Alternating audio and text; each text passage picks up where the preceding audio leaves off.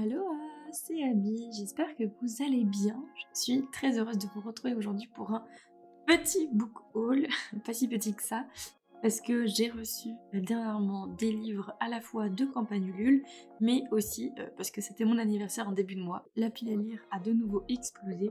Je n'ose même pas compter le nombre de bouquins que j'ai actuellement dans ma pile à lire, mais c'est pas grave, c'est trop bien. Et du coup, je vais pouvoir vous présenter un peu tout ça. La mort du roi et l'éclatement politique qui s'ensuit plongent les primautés de Brune dans le chaos. Orphelin des rues qui ignore tout de ses origines, Sif grandit à Cornebrune, une ville isolée sur la frontière sauvage. Là, il survit librement de rapines et de corvées, jusqu'à ce que les tempêtes qui secouent le vieux monde finissent par chavirer le sien, et que son destin fouche à tout jamais. Puis on a le premier tome du cycle de Sif, L'enfant poussière de Patrick Dodney.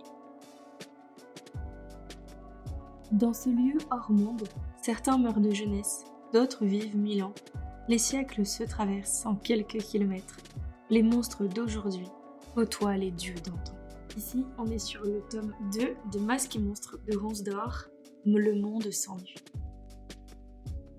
Avec un geste page, ma parole, il est juste incroyable, vraiment, il est magnifique.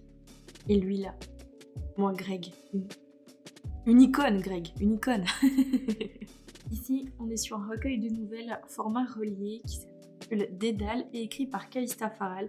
Là aussi, c'est une campagne Ulule à laquelle j'ai participé et dont je trouve le relié absolument magnifique. La maquette complète comme ça, je trouve ça, enfin, je suis très très fan de ce genre de choses. Il est juste très beau et j'ai très très hâte de partir à la découverte. Ce Dédale de nouvelles. Je suis une fille d'ombre condamnée à perdre la vie en la donnant. Sous la République de fumée, la magie est mortelle pour les femmes, seuls certains hommes en naissent dotés. Priya est une recluse. Elle appartient à une sororité affranchie des lois patriarcales. Hélas, sa liberté vole en éclats lorsque son père la fiance à Edio de Siavi, le dangereux héritier du Doge. Pour protéger ses sœurs, la recluse n'a pas le choix. Elle doit perpétuer la lignée de ses pires ennemis, dût-elle en mourir. Mais au cœur de leur palais corrompu par les mensonges et le vice, Priya est prête à tout pour abattre la redoutable dynastie de Fu. Ici, on est sur les noces d'ombre et de fumée, le format collector d'Olivia Gomez. Bref, l'auto-édition a de très beaux jours devant soi quand on voit ce genre de choses. Entre chasse aux sorcières et manigance familiale, Rosen et Augusta gagneront-elles leur liberté? Au début de l'été 1662, dans le village d'Aradon en Bretagne, Rosen et Augusta entretiennent un amour interdit. La première, issue de la petite bourgeoisie, est douce et éduquée par une mère qui rêve de grandeur. La seconde, intrépide et volontaire, est fille de paysan. Elle mène une existence paisible, vivant leur relation loin du rang et des convenances, indifférente à la chasse aux sorcières qui fait rage dans l'est de la France. Pourtant, Rosen possède un don particulier qui lui permet d'entendre la voix des morts, et Augusta maîtrise l'art délicat de la réalisation de potions. Pour les villageois, elles sont les sorcières d'Aradon.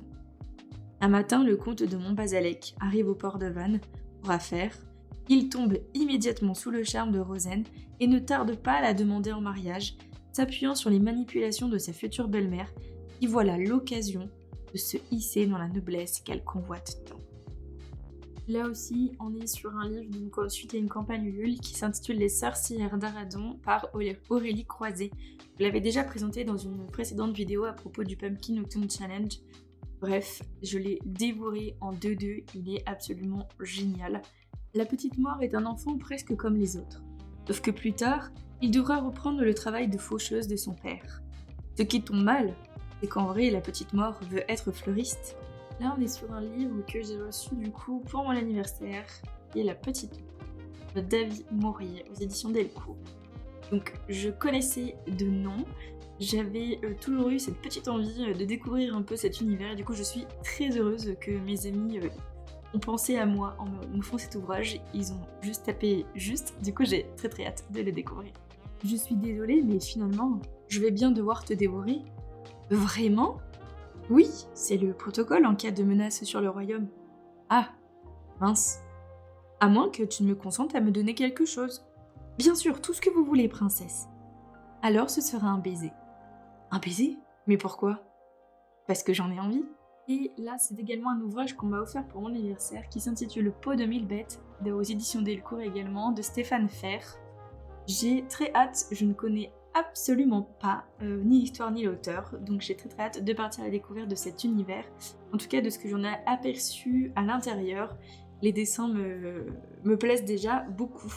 Le style graphique me plaît déjà pas mal, donc voilà, j'ai très hâte de découvrir cette histoire.